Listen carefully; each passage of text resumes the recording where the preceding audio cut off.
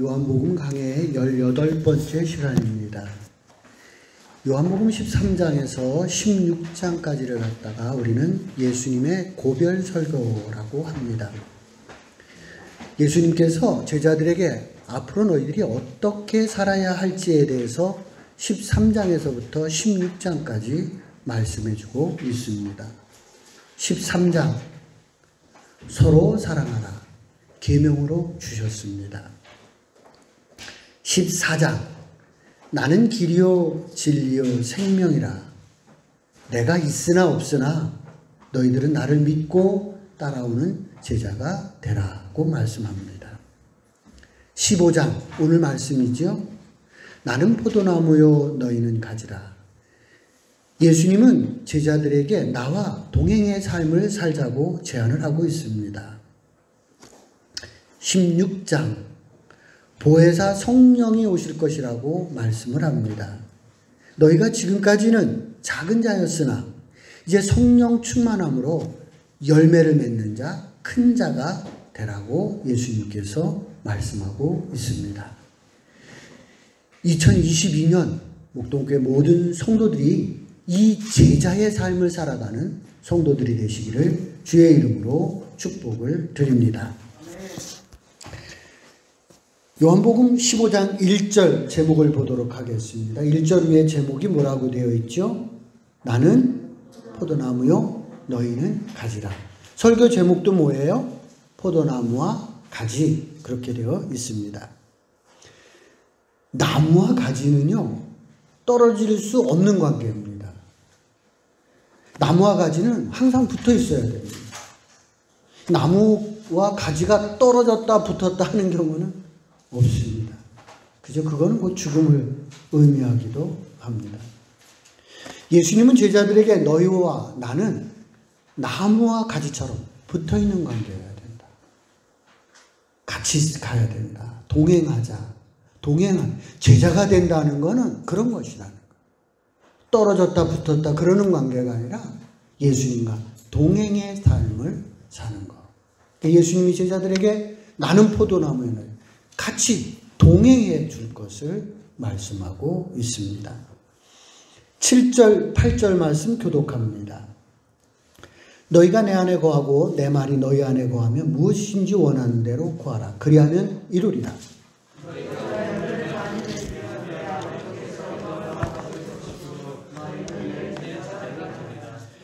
가지가 나무에 다 붙어 있으면 가을에 풍성하게 열매를 맺습니다.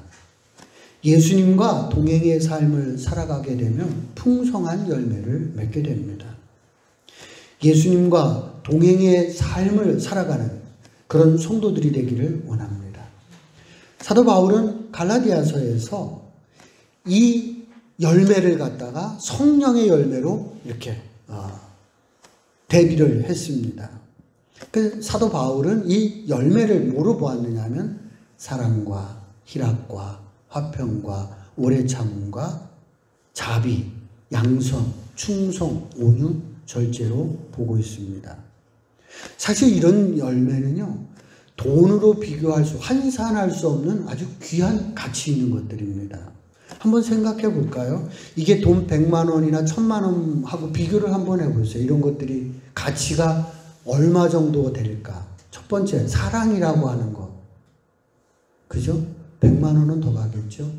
희락, 화평, 오래 참는 것, 자비, 양선, 충성, 온유, 절제. 이런 것들이 우리가 예수님과 동행하다 보면 그런 열매가 우리에게서 열리게 된다는 겁니다. 저의 경험으로 봐가지고요. 이 성령의 열매는요. 내 노력으로 되는 것도 아닙니다. 되지 않습니다. 예수님과 동행을 해가면서 내 안에 계신 예수님, 나를 돕고 계시는 성령님이 내 안에서 강하게 역사할 때만이 바로 이 성령의 열매가 맺히게 됩니다. 우리의 목동교회 모든 성도들이 예수님과 동행하는 삶, 예수님과 다 붙어서 사는 그 삶을 살아감으로 말미암아 성령의 열매를 풍성하게 맺는 제자들이 되시기를 주님의 이름으로 축복을 드립니다. 12절부터 14절 말씀 교독하도록 하겠습니다. 내 계명은 곧 내가 너희를 사랑하는 것 같이 너희도 서로 사랑하라 하는 이것입니다. 사람이 친구를 위하여 자기 목숨을 버리면 이보다 더 큰 사랑이 없나니. 함께합니다. 너희는 내가 명하는 대로 행하면 곧 나의 친구라. 12절이요. 내가 너희를 사랑하는 것 같이 사랑하라고 했습니다. 제자는 예수님이 주신 계명 서로 사랑을 실천해야 합니다. 근데 중요한 것은요, 내 방식대로 사랑하는 게 아니에요. 예수님이 보여주셨던 것과 같은 그런 사랑을 실천하라고 우리에게 말씀합니다. 그럼 예수님이 보여주신 사랑은 요한복음을 보면 어떤 사랑이에요? 끝까지 사랑하는 사랑, 낮아지는 사랑, 원수까지 사랑하는 그런 사랑을 하라고 예수님께서는 말씀하고 있습니다. 한번 우리 적용을 해볼까요? 가장 사랑하기, 이 세상에서 가장 사랑하기 쉬운 대상이 누구냐면 그래도 자녀입니다. 그러죠? 네, 부부보다도요, 자녀를 더 사랑할 수 있습니다.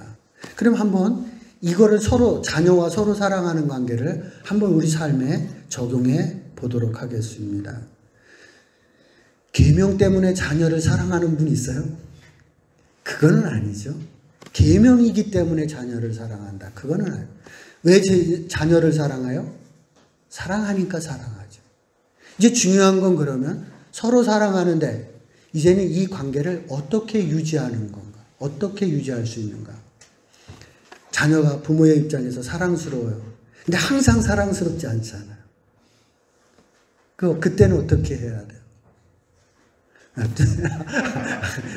많이 맞은 모양이다.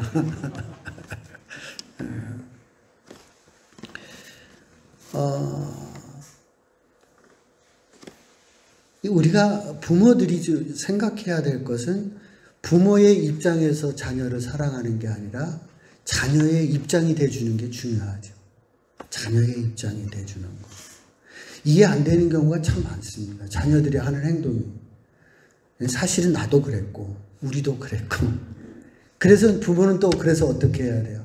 그 아이에게 설득하는 것들이 필요하겠죠. 부모가 자녀를 사랑하는 것, 서로 사랑하기 위해서는 부모가 아이의 입장이 되어줘야 되고 참아야 되고 설득하는 과정이 있습니다. 이제 자녀가 이제 그러면 부모 사랑하는 거로 한번 이제 서로 사랑하니까 자녀가 부모를 사랑하나요? 사랑합니다. 그죠? 사랑합니다. 근데 항상 사랑하나요? 자녀가? 속썩일 때가 많죠. 그런데 그 자녀가 정말 부모를 이해하는 때가 언제가 되면 부모를 정말 이해합니까? 철들면. 그죠? 철들면 부모를 이해하게 됩니다. 자, 부모와 자녀가 서로 사랑하려면 일정 기간은 참는 시간도 필요하고요. 상대방이 입장이 되어주는 것이 있어야만 서로 사랑이 가능해지게 된다는 겁니다. 그러면 그 기간이 되면 부모와 자녀를 볼까요? 딸하고 엄마의 관계를 보세요. 정말 부모가, 엄마가 딸을 사랑하게 딸이 엄마를 사랑하면 그때부터는 어떤 관계가 되냐면 엄마와 딸처럼 보여지지 않잖아요. 친구처럼 보이잖아요. 아버지와 아들이 둘이 정말 서로 사랑하게 되면 그때는 아버지와 아들로 보이지 않습니다. 친구처럼 되어지는 겁니다. 네, 서로 사랑하는 관계가 되면 우리가 윤리적으로 있던 아버지와 아들의 관계의 담이 허물어지는 거예요. 자, 14절의 말씀 한번 보도록 하겠습니다. 시작. 너희는 내가 명한 대로 행하면 곧 나의 친구라. 너희에게 내가 명한 대로 서로 사랑하면 그때부터는 나의 친구가 된다라고. 이거는 누구 말씀이에요? 예수님 말씀. 예수님께서 그렇게 말씀하시는 거예요. 베드로가 예수님을 3번 모른다고 부인했어요. 예수님이 가가지고 이러지 않았어요. 혼내지 않으셨어요. 책망하지 않으셨습니다. 그런 베드로에게 예수님이 찾아가서 묻습니다. 너 나 사랑하니? 묻습니다. 예, 사랑합니다. 예수님 다시 묻습니다. 너 정말 나 사랑하니? 예수님이 묻습니다. 네, 사랑합니다. 남자들이 막 사랑 얘기하니까 좀 그래요. 근데 예수님이 직접 묻는 거잖아요. 베드로에게 너 남자지만 너 나 사랑하니? 진짜 묻는 거예요. 예, 사랑합니다. 서로 사랑하는 관계가 됐다는 거예요. 예수님과 제자의 관계, 베드로의 관계가 서로 사랑하는 관계가 됐어요. 지금까지는 어떤 관계였느냐? 스승과 제자의 관계였었어요. 근데 이제 정말 서로 사랑하는 관계가 되니까 뭐가 됐다는 거예요? 예수님과 베드로는 친구가 됐다는 거예요. 네. 우리가 정말 예수님을 사랑한다는 것은 이렇듯 우리가 윤리적으로 있는 그런 담들, 도덕에 있는 담들이 무너지고 서로 사랑해서 친구처럼 되는 것을 예수님은 바라시고 계시다. 예수님이 원하는 공동체는 뭐냐? 바로 서로 사랑함으로 인해서 우리가 쌓아놓은 윤리와 도덕의 그 허물 허물어버리고 친구처럼 되는 그 관계를 예수님께서는 원하시는 공동체다. 그런 얘기입니다. 제가 교회를 하면서요, 가장 큰 영감을 얻었던 책 중에 한 권이 바로 이 책입니다. 1세기 교회의 예배 모습. 정말 짧아요. 안에 보면 사파도 있어요. 나에게 왜 이 책이 그렇게 감명 깊었느냐 하면요, 이 책이 150년경, 그러니까 로마 시대의 150년경의 로마 사회를 배경으로 하고 있어요. 거기에 이제 브리스길라와 아굴라라, 이제 우리 성경에 나오잖아요. 고린도에서 이제 로마로 다시 가잖아. 그 사람들을 가상해서 이 책을 쓰는데 역사적인 기반 위에서 이 가상의 이야기를 써가고 있어요. 핵심 중요한 얘기는 중에 하나가 뭐냐면 로마 인구의 절반이 노예였습니다. 로마의 노예들은요, 먹을 것이 있었습니다. 그러지만 그들에겐 자유가 없었고 정말 그들이 바라는 것 중에 하나가 뭐였느냐면 사람 취급받는 것. 사람 취급받는 인간다움에 대해서 간절히 바라고 있었습니다. 당시 로마 교회는요, 노예들에게 교회에서만큼은 형제 자매로 인간 대접을 해줬습니다. 예를 들어서 노예지만 내가 우리 집에 초청, 이제 로마의 교회는 이런 건물의 교회가 아니잖아요. 가정교회였잖아요. 가정이에요. 가정에 내가 어떤 사람을 초청을 합니다. 노예를 초청할 수도 있고 예배에, 교회에 초청할 수가, 우리가 쉽게 얘기해서 전도를 할 수가 있잖아요. 초청을 해서 오면 상석에다 누구를 앉히냐면 내가 초청한 사람을 앉힙니다. 내가 초청한 사람이 노예예요. 노예도 초청자이기 때문에 그날은 상석에 앉는 거예요. 노예로서는 충격적인 일 아니겠어요? 사람 대우 못 받았는데, 인간 취급 못 받았는데, 감히 주인이나 앉는 그 자리에 자기가 앉는 거예요. 그 로마의 교회들 중에 상당수가 누구로 채워지기 시작하느냐면 바로 이 노예들로 채워져 가기 시작하는 거예요. 왜냐하면 그들이 너무 그리워하는 거는 밥이 아니에요. 사람다움이었었어. 인간 대접받는 거였었어. 교회를 갔는데 상석에도 앉혀주고 노예라고 부르지 않고 여기에서 중요한 단어 형제 자매라고 했다는 거예요. 이 형제 자매가 참 좋은 말이에요. 정말 귀한 말이에요. 사람을 사람 취급해 주는 거예요. 형제라고, 자매라고 불러줬다는 거예요. 그래서 이 로마의 공동체, 그 공동체의 따뜻함을 느낀 거예요. 그래서 로마의 이 150년경의 교회 숫자가 폭발적으로 늘어나게 된다는 거예요. 이제는 로마의 힘으로도 황제도 이 기독교를 박해할 수 없을 만큼 커져버리는 거예요. 300년의 국교로 인정하지 않아요? 네. 그게 무슨 뭐 환상을 보고 막 그러는데요. 그게 아니에요. 실질적으로는 왜 그러냐면 이미 로마의 인구 대다수가 기독교를 믿는 인구가 너무 많아진 거예요. 그러니까 그들을 다 박해할 수가 없는 거예요. 황제의 엄마까지 교회를 나가는데. 그러니까 그 교회가 어떤 교회였기 때문에 그랬느냐? 바로 서로 사랑을 실천하는 교회다. 우리는 관념적으로 생각합니다. 사랑하는 게 뭐냐? 서로 사랑하는 게 뭐냐? 제가 이 책을 읽으면서 그래, 교회 안에서 사랑의 함이라는 거는 바로 이 책에서 이야기하는 것처럼 그들이 필요로 한 것을 서로 제공해주며 나누어져서 친구가 되는 것, 하나가 되는 것, 이것이 참된 이웃사랑을 실천하는 교회이고 계명을 실천하는 교회겠구나 하는 영감을 준 책이 바로 이 책이었습니다. 요한복음 16장 1절에서부터 4절 말씀 교독하도록 하겠습니다.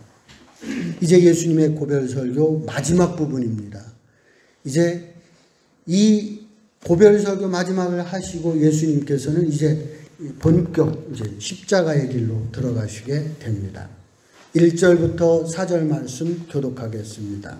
내가 이것을 너희에게 이름은 너희로 실족하지 않게 하려 함이니 사람들이 너희를 죽여야 내가 이르면 너희를 죽일까 생각하기를 이것이 하나님의 성전의 일이라 하라. 그들이 이런 일을 할 것은 아버지와 나를 알지 못함이라. 오직 너희에게 이 말을 할 것은 너희로 족되는 자는 내가 너희에게 말한 이것을 기억하라.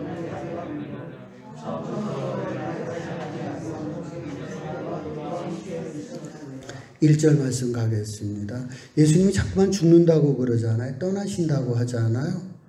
그리고 그러다 보니까 공동체의 위기가 올 거잖아요. 지금 그 얘기를 하시는 거예요. 예수님이 십자가 사건 이후에 예수 공동체가 사실 무너지잖아요. 해체가 됩니다. 잠시지만 해체가 되잖아요. 그래서 예수님께서 미리 실족하지 않게 하기 위해서 지금 앞으로 있을 일들에 대해서 말씀을 하는 거예요. 대비하게끔 하는 거예요. 마음의 준비를 시키는 거예요. 이 일들을 예언이라고도 얘기하고 하나님의 경륜이라고 얘기하고 하나님의 계획이라고 하죠. 그 예언이라고 하는 말이 쉬울까요? 우리? 저는 그보다는 하나님의 경륜, 하나님의 계획하심이 있었다는 거예요. 그 하나님의 계획에 대해서 지금 예수님께서 말씀을 하고 있습니다. 2절에 있는 말씀이요. 사람들이 너희를 출교할 뿐 아니라 때가 이르면 무릇 너희를 죽이는 자가 있다는 거예요. 지금 이제 예수님이 십자가에 죽은 이후에 초대교회에 어떤 일이 일어날 것을 얘기하느냐 하면 출교당하는 일이, 그러니까 회당에서 출교당하는 일이 있을 것이고 너희들이 순교자가 앞으로 나올 것에 대해서 예수님께서 말씀을 하고 있는 것이에요. 그래서 예수님께서 그런 말씀을 하시면서 하시는 말씀이 너희가 그런 일들을 당하는데 너희를 그렇게 출교시키고 죽이는 사람들은 어떤 생각을 하고 있느냐 하면 이것은 하나님을 섬기는 일이라 그들은 생각한다는 거예요. 너희를 출교시키는 사람, 너희를 죽이는 사람들은 이것은 하나님이 기뻐하시는 일이라고 하면서 그 일들을 행한다는 거예요. 그런데 3절의 말씀, 예수님은 뭐라고 말씀하고 있어요? 아버지와 나를 알지 못하는 사람들이다. 그들이 하나님을 알아서 하나님의 뜻이 그렇다고 하는데 내 아들인 내 입장에서 봤을 때는 그들은 하나님을 알아서 그러는 것이 아니라 자기가 옳다고 생각하기 때문에 그렇게 한다고 말씀을 하고 있습니다. 7절 말씀입니다. 합독합니다. 시작. 그러나 내가 너희에게 실상을 말하노니 내가 떠나는 것이 너희에게 유익이라. 내가 떠나가지 아니하면 보혜사가 그에게로 오지 아니할 것이요 가면 내가 그를 너희에게 보내리니. 예수님이 자기의 죽음을 말씀하시면서 내가 떠나는 것이 너희들에게 도리어 유익이다 이렇게 말씀을 하시고 계시는 거예요. 내가 떠나는 것이 도리어 너희에게 유익이다. 그러면 뭐가 온다는 거야? 내가 가면서 보혜사 성령을 너희에게 보내주기 때문에 도리어 너희에게 유익하다. 그렇게 예수님은 말씀하고 있습니다. 자기의 죽음에 대해서 예수님은 아까워하지 않습니다. 예수님은 자기의 죽음에 대해서 속상해하지 않습니다. 내가 감으로 인하여 너희들에게 도리어 유익하기 때문에 나는 기꺼이 즐거운 마음으로 떠난다라고 말씀을 하고 있습니다. 22절, 24절 말씀 교독합니다. 지금은 너희가 근심하나 내가 다시 너희를 보리니 너희 마음이 기쁠 것이요 너희 기쁨을 빼앗을 자가 없으리라. 그날에는 너희가 아무것도 내게 묻지 아니하리라. 내가 진실로 진실로 너희에게 이르노니 너희가 무엇이든지 하고 싶게 구하는 것을 내 이름으로 이루리라. 지금까지는 너희가 내 이름으로 아무것도 구하지 아니하였으나 구하라 그리하면 받으리니 너희 기쁨이 충만하리라. 22절 말씀 볼까요? 지금은 너희가 근심하나 예수님이 간다고 떠난다고 하시니까 우리 어떡하지? 근심하고 걱정을 한다는 거지요. 그러나 내가 다시 온대요. 예수님이 다시 부활할 거를 말씀하지 않아?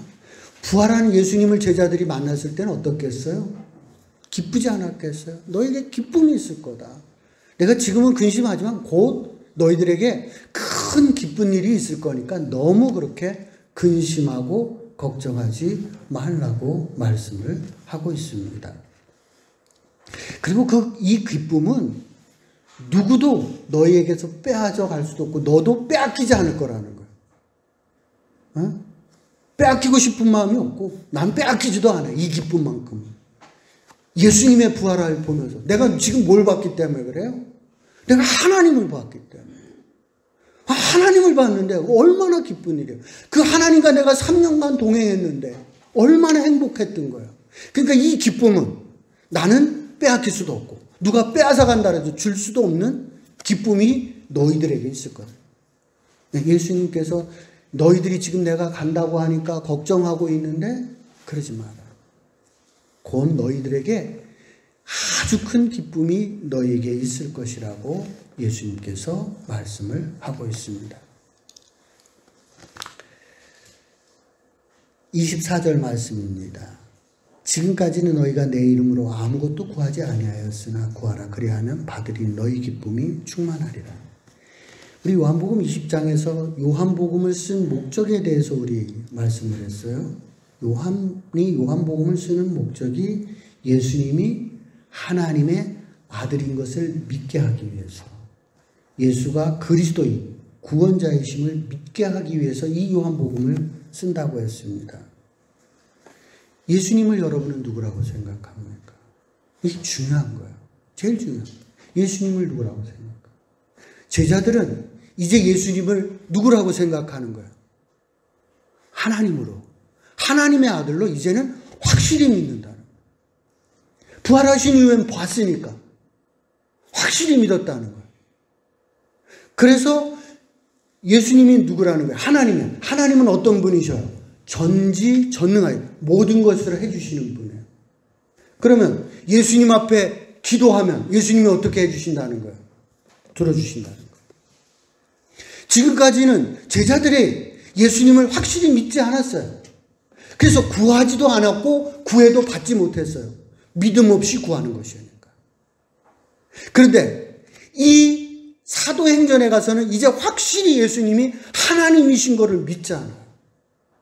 그 믿음을 가지고 예수님 앞에 구하니까 전능하신 예수님께서 그 기도에 응답하는 일들이 나타난다는 것입니다. 이제 너희가 나를 전능자 하나님으로 믿고 구하라는 것입니다.